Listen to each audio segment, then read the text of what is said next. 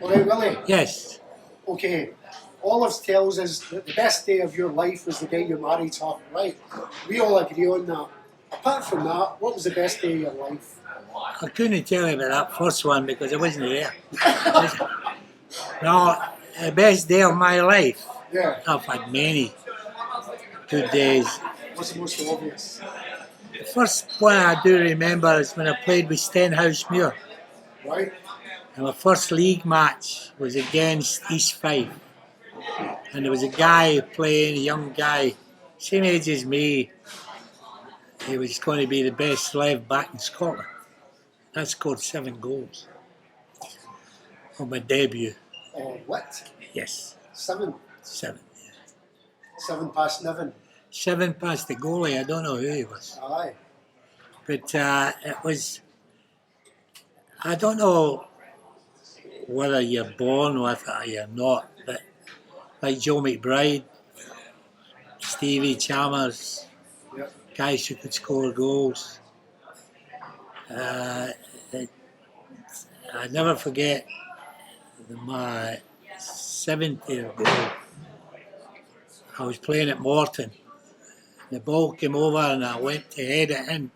It hit me in the shoulder, hit the bar and went in. And I'm running around the park. I'm running around the park as if it was. Was that before VAR, was it? Oh, yeah, it was. Yeah. But, yeah. What was your best day as a Celtic player? Best day as a Celtic player has to be Yep. winning the top trophy in Europe. The only thing that Ronnie Simpson was worried about that day, he'd left his false teeth in his hat. Is that true? That's very true, he did, yeah.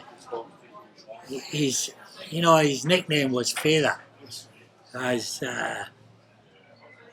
And Ronnie and I came from Edinburgh. He came from Hibs, and I came from the Jam Tarts.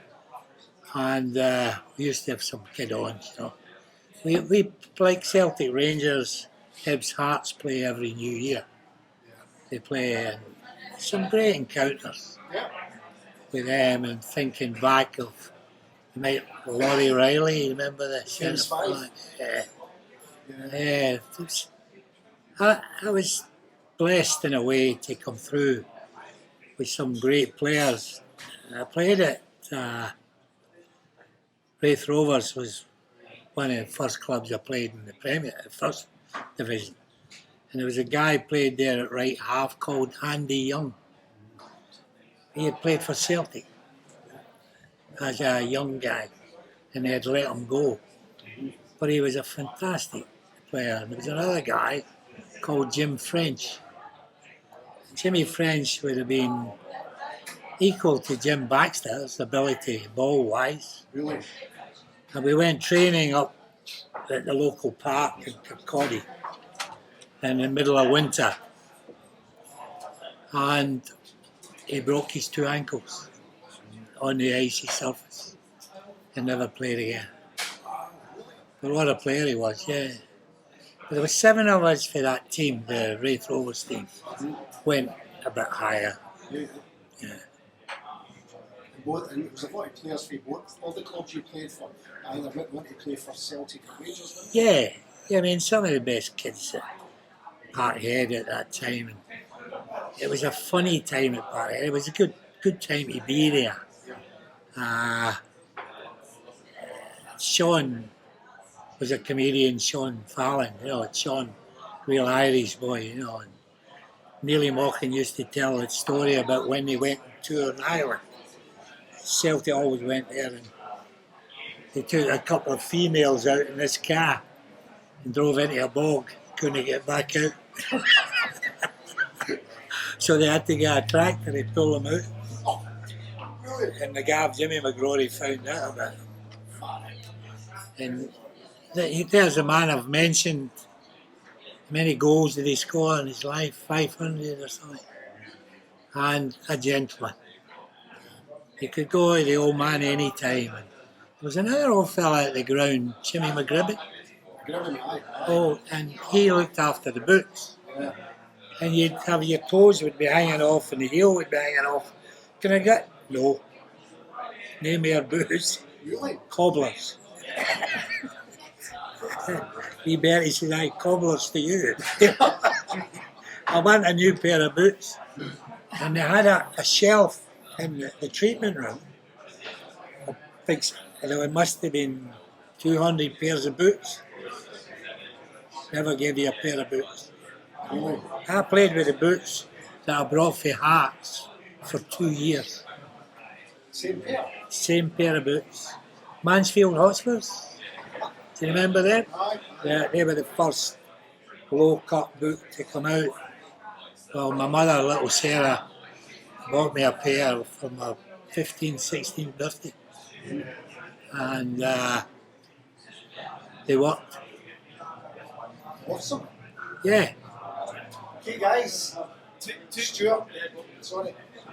Willie, there's a lot of talk about the Lisbon Lions and the Celtic way they play football. Do you see the current Celtic team play a similar style to the Lions?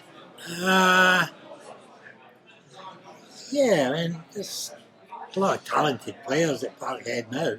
Yeah. A lot of good players there. But you'll never get two groups of players playing the same way. No. It was easy to fit in to the team at Parkhead. They call them the Lisbon Lions. But there was guys like Ian Young and had played for a couple of years at the team. They were still the backbone of the team. There was nobody missed out at Celtic Park by the players. Everybody was part and parcel. And it was a fun place to be every morning. Yeah. So you looked forward to getting there, you know. But when you went in the dressing room, you zipped it. Listen. Because if you got in there and you said something, you were it for the day. They would just pick on you every 5 minutes. What did you hear me say? But if they had any adults in the group, it would have been all right, you know. But wee Jimmy was always good for one, you know. Jimmy was just a comedian, a born comedian. But he was serious, but what he used to say was funny. Remember when the guy who was murdering all the women, do you remember, Manuel? Yeah. He thought Jimmy, somebody said Jimmy was his accomplice. He says that he only scared the women to death. But Shinky, he would be one of the best players as an individual. He never looked for any mercy or any special things. He would get kicked all over the place, come up for more. But he was made of rubber, you know, he just kept bouncing up. Fabulous player. Well, there was that famous incident with John Gregg, when Greggy was kicking him up in the park. Was he not on the ladies' team? He would be now. You went to Greggy and he said, Greggy. "You're trying to help me, Greggy, or something. You're trying to intimidate me." Oliver will tell you, we had a good holiday with John. We had a good holiday with John Gregg in New York and his wife. And it was funny, remember wee Willie Henderson? Aye. You're never going to believe this. There was a monkey on board this little boat we were on. And the monkey came down, sat beside Willie. Really? And Big Greg, he says, "There's a duo for you." The two of them could give us a song. But Greggy was all right. Just played with the wrong team. No, we were in the same hotel. Right? Willie, I've got a bit of a 2-for-1 here. First question is, who's the best player you ever played against? But, and it might be the same answer, who is the best player that you wanted to play in the same team alongside you? Alfredo Di Stefano. Oh, yeah, okay, fair enough. Yeah. You sorted him out, didn't you? But he was a gentleman. Yeah. He was a lovely guy. Yeah. The best player, I would say, that was George Best. Right. Georgie Best was class player. I played in Dennis Law wasn't bad. Guy called John Cummings played with Hearts. Aye. He was made of iron. Now, I'll not embarrass any ladies, I hope, but he had a blood clot or a blood leak in his bladder. And he went every Friday to Edinburgh Infirmary to get it cauterised. There's only one way they could get to the bladder was through Father Christmas. Yep. The wee bit that hangs out there. Yep. And they could no anaesthetic. And they gave him the jag to cauterise the blood in his bladder. No, nothing. When we used to go training up the Falkland Hills behind Edinburgh, there'd be a gate. He would dive over it, do a somersault run over. We'd all open the gate to get through. Falkland Hills, eh? Up the Pentland Hills. Yeah, he was. He also. He took an axe and he would cut a tree down, just for a bit of exercise. And he did it regularly. He lived near Lanark or somewhere.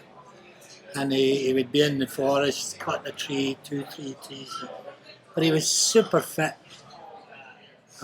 He played with the Hearts team that had all the stars, Willie Wallace, all these guys. Johnny Urquhart. Yeah. Alfie Conn. Aye. No, the one that played with Rangers. Both good players, mate. I was his father. I'm sorry to say I was the same age as him. No, I mean, I was fortunate in my career to go through teams that had players that were just coming down. There was a guy at Wraith Rovers, you probably would know him, Jackie Stewart, and he played with Birmingham City, won the English Cup with Birmingham City, you know. But came back to Kirkcaldy as a coach. And we had a manager called Bert Head. And Bert had a stutter. And we were in playing, what do you call him, St Mirren one day. And we were getting beat 1-0 at half time. And he came in and he slammed the door. Call yourself players. You couldn't kick my ass. And he says, and this is how you tackle him. You ran across the floor, slipped on his bandage, carted out, taken up to the hospital with a split. And I mean, these are the things. We went out and we beat St Mirren 6-1. There was just behind Kirkcaldy's ground was a railway line, and his favourite saying was, "We're up, we won nothing. Get the ball into the train. By the time to get it back to Edinburgh, the game will be finished." I think we might take another question at this Question point. already. The big man over here. Right? Yes. There you go. Well, if you can remember them, what were the celebrations like after winning the European Cup? Great question. You better ask all of them.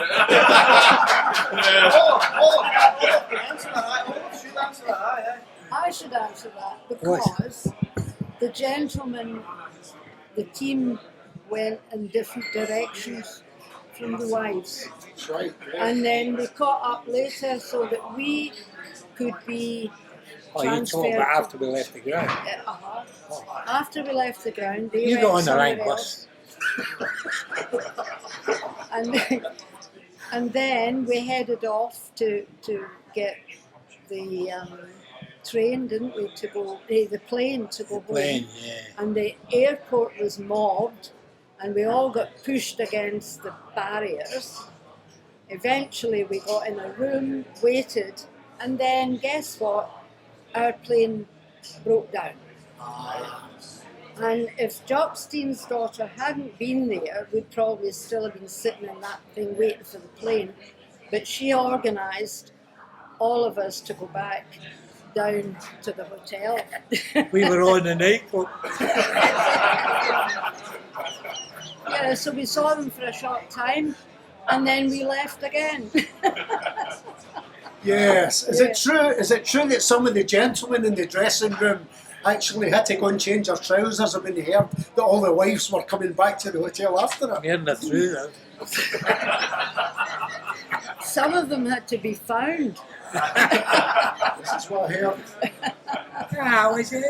It was a nightclub around the corner to the hotel we were in. And the boys were only in for a drink before they went to bed. And somebody says the wives are coming back. I said, yeah. And I was in the same room as Professor Old. I was sharing with Bertie. Well, they put me in to watch one of the boys, you know. One of the younger boys. That was a good question. So I'm lying there and it says, there's a funny noise coming for that wardrobe. He says, what wardrobe? I says, listen, I went out and there was a big walk-in wardrobe. And I opens the door and here's this body lying in it. Bertie's brother. And I says, what's he in there for? He says, he got put in his hotel room. I says, oh, that's not right. I said, what was he put in his hotel room for? Oh, he says, he broke up a table and a chair to light a fire to make his tea. I says, and you fucking got him in there. If he wants to make his tea in there, me and you will be up in smoke. His brother was as daft as a Siamese, I'll tell you, honey. He got arrested. It's a true story about me. He got arrested in Canada. And the Mounties let him go because they couldn't make any sense. He got after it all. Anyway, that was a different story. But he came in and Barry said, he's been put out of his hotel, can he sleep? But this is just won the European Cup. That wee pussy guy, John Clark, and the captain were in the next room beside their bed. Have you seen that picture? Yeah. Having Caesar. And everybody thought it was a wee teddy bear they had on it. But it was Jinky.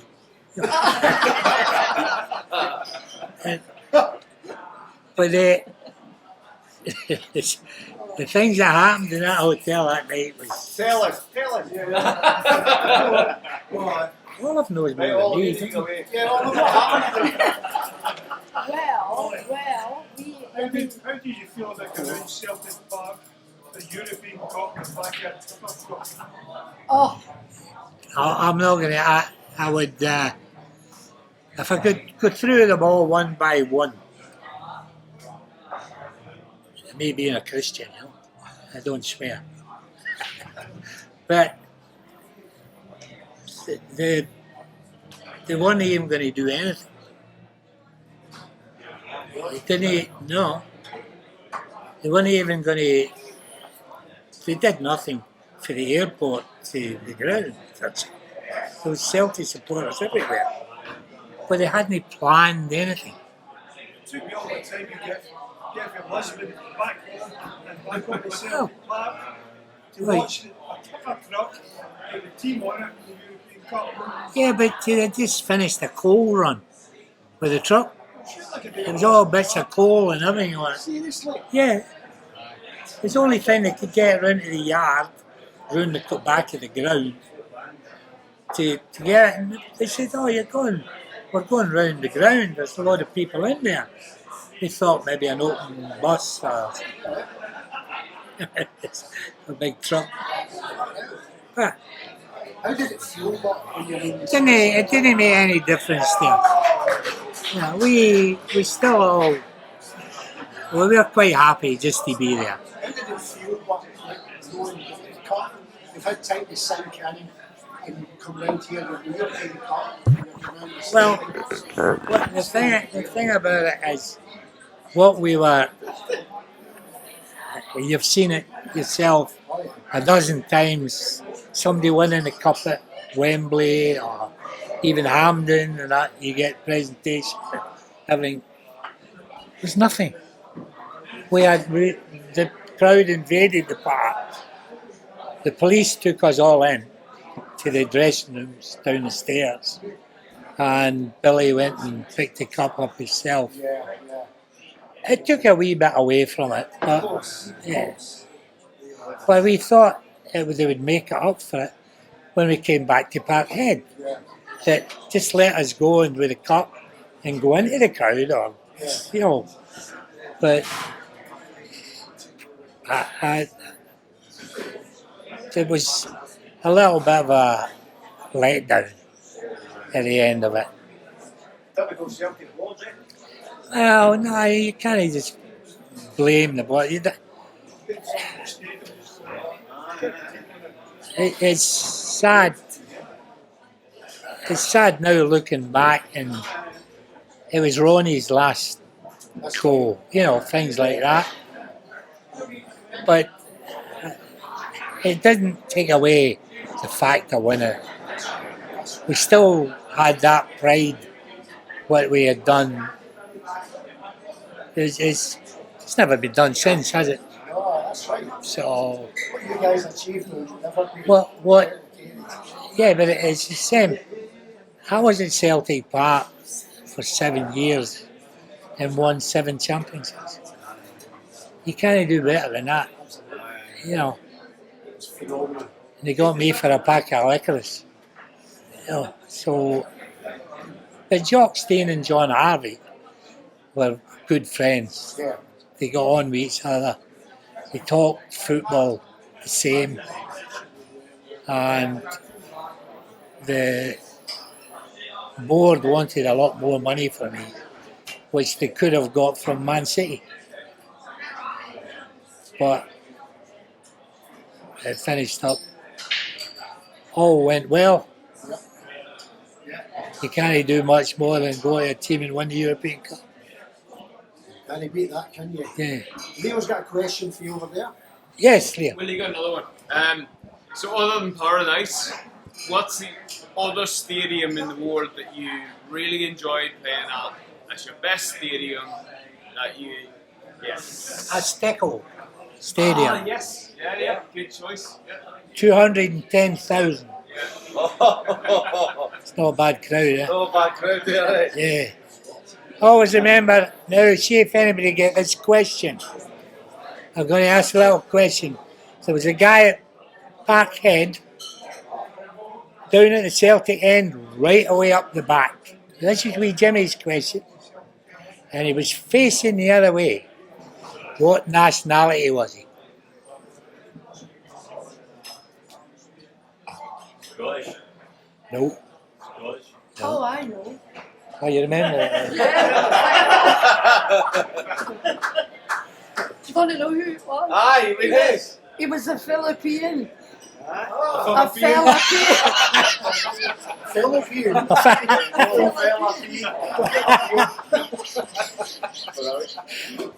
That was wee Jimmy's question. He was standing in the stadium in Argentina.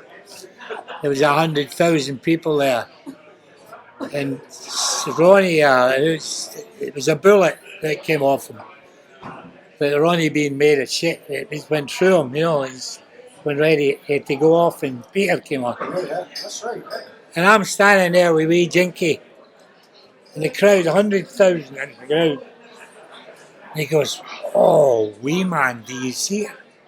Can you see her?" I said, "See who?" He says, "That blonde." There was a fucking speck about 3,000 miles up. The wee man had spotted her. Oh, look at her. I better not do what he was doing with his hands when the women were here, you know. I'm standing saying, you can't see her. He says, oh, she's blonde. I says, I can see that. So, Willie, you've met a lot of different famous people in your life as well. And one of them that stands out is the big one. Big Billy, yeah. What bit of patter did Billy Connolly steal off of you? I knew Billy quite well because I had a garage and I was in business in Mary Hill district. And Billy lived up the road. And he used to come in with his car and that. By that time he was only doing round the shows and that. So he had an old banger, it was always needing fixed. And then he married that, what was her name? Pamela Stevenson.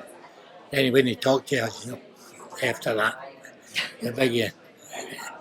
But, yeah, Billy, I used to see him. He was a good friend to the guy I was in business with, my brother-in-law. And they used to go up to Balloch and up that way and do the singing on a Sunday and tell his jokes and all that, But the best laugh I had was we were in Argentina, down there for something, and Rod Stewart was with us. So we were sitting around the pool, and he came down with that suit he had, the suit. The Joe Bananas. Yes, and he goes, how's that, boys? Mate the measure. Wee Betty says, aye, but no for fucking you.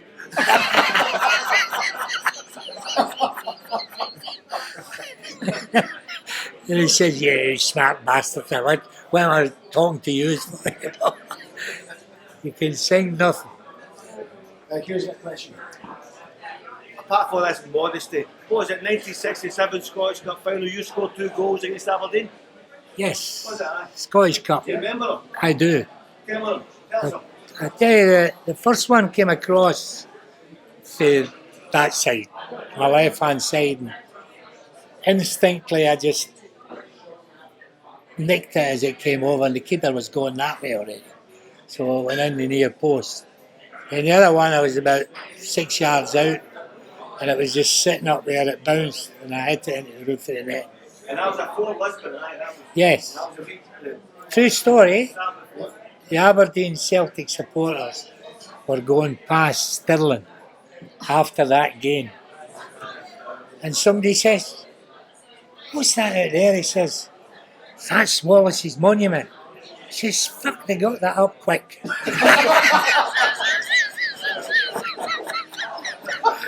was that a Saturday before the Wednesday? That was, That yeah, was after the 2 goals. that was the 2 goals, aye. Aye. After I scored the 2 goals. Sorry? That was a Saturday, they went to Lisbon. Yeah, just after that, yeah. Too bad. It was funny, they didn't really know the team till the day before the game. And they had a difficult choice because I was only there. I only came into the team in the quarterfinals. So there's been other players who had been injured were coming back. Joe. The problem with Josie, it never ever healed. It finished them there. But he had bought me to slot in behind Stevie and him. And I had to play, that's where he wanted me to play. Yeah, because there was a common idea that you were bought to the place. Joe McBride, that's not the case, is it? Wasn't it close to anybody? There was going to be a little bit of change in the middle of the park. There was a gap there anyway. There was, wasn't settled on the big man's mind what he wanted. What he wanted was 2 strikers. The wingers always came back and helped the full backs. and 3 in the middle. And that's where I was the support for the main When two did you know you straight. were playing, Willie? When did you know you were playing on the game? When were you told you were playing? They played on the Thursday night. Was that a Thursday night? It was about 2 days before. Yeah. But they had a good idea. A couple of the guys called off injuries. So they went out to the pool. It's. I would like to see the club get back to that again. Yeah, nice. There's nothing like it when you get to the top of Europe. And at the time, a lot of people thought we weren't good enough, you know. But it was one of the guys that played for Real Madrid, because we played a week after. We played Di Stefano's benefit match, and he was saying it was Puskas. He got a man of the match that night. Yeah. He says that Alfredo said that Di Stefano. He says, "Is that what happens to training? He gets a ball, and you get one each between us." You get one between you. He gets a ball himself. He says, "Aye." There was a gentleman. He was a lovely man. Di Stefano. Absolute gentleman. Oh, fabulous, yeah. Fabulous player. But the guy I spent a wee bit of time with in New York was Eusebio. He was another class. Aye. He says, I always wanted to be white. I says, what do you want to be white for? He says, there's some nudist colonies in Africa you can only get in if you're white. And I just fucking, you think all these guys are gentlemen? I don't know. There's a number of people here that have been to Celtic Park. They've gone through the tour. They've heard about Sutton's pranks. What sort of pranks happened in your day? Oh. Nothing. I've not heard it. No, gentlemen. But no, it's hard to pick because every. Oh, having a lovely time When you've got people like Gamel, Jinky, Ronnie Simpson was a bit of a character. Ronnie, he reckons he took Marilyn Monroe out. So we're still looking. Oh, he must have. That's what somebody says. Was it the right hand or the left? No, the atmosphere at the park, everybody that was there, and I'm being honest with you, I'm not trying to be gloss things up and that. Everybody enjoyed playing with each other. No playing with each other, you know, playing for each other and the team and that. As a team. And that's the main thing. You've just got to go in there on a Sunday morning or Monday morning, whatever, and it depends how well you've done or you haven't. I never ever heard Big Jock upset. So, one night he caught us all out at Sea Mill. He went in through all the rooms and there was nobody in there except one guy. And it was, I can't remember who it wasn't. But anyway. Was it you? Oh yes, it was me, that's right. They played a trick on me one night. They used to go on the phone, I was phoning Olive. So I phoned and I said, hello? And the man's voice says, hello? Oh, it's for you, Olive. Down the stairs, the bastards were on the switchboard. So Olive comes on and I says, who's in the house? Nobody, just me. I said, I can just spoke to a man. I just spoke to a man, you know. I thought I wish. And I'm saying, oh, I was, so I went down the stairs and they were all sitting on the phone fucking laughing. He says, "You still married?" I says, "Yeah." What? Tell him about that phone call that we made from, it was over memory. Thing he Oh, wanted yeah. to call. I was in with Scotland. John Clark. Aye, that was funny. Two of us were in the same room in New York. Tell the first bit of the story was he took me to see his uncle he had never met out in Long Island. So we took 2 trains, 2 buses and a taxi to get to see this clown. So he says, "You want a drink?" I says, "Yes." Took a glass of water and he had a big screw tap. He had a beer. And I says, "You're fucking no wonder you've never seen him before." He did, he sat and drank a beer and we had a glass of water. He did, it was true. Yeah, he never lived that down, did he, Clark? Right, you done the little love it there. No, ever. Yes. Willie, two quick questions. One, opinion on Bobby Murdoch. Second questions, any gossipy news on a certain referee called Davidson? Davison. I know, I'll take Bobby first. Bobby was, do you know what Bobby Murdoch's nickname was? You know what Bobby's nickname was? Correct. That was one of them. And Destroyer was the other. Big joke. We were training at Seamill and they were redoing the hotel. So the painters were in. So Big Joe got all these paint cans and made a run through. And Bobby went through and knocked every can down. That's what they called them. That's what he called them after that. The Destroyer. Chopper. Every can. Oh, magic, yeah. What was it like playing alongside him? Yeah.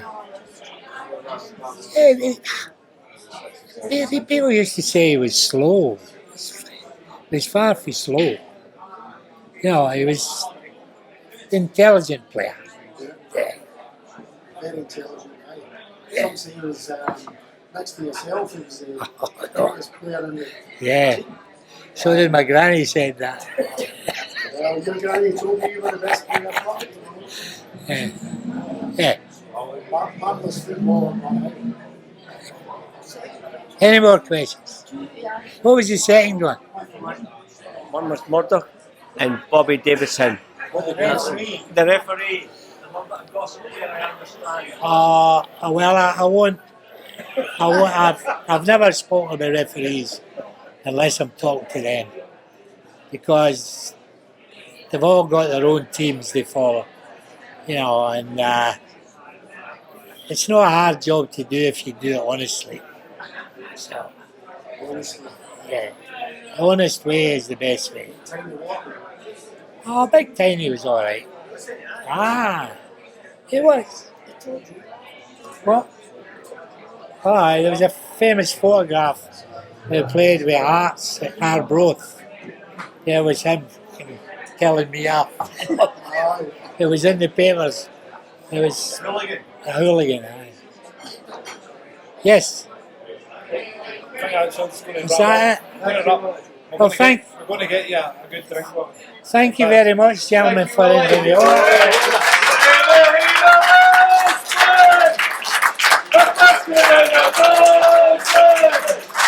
Casino Park become champions 67. In the Lisbon, the fucking and the Frozen. Casino Park become champions 67.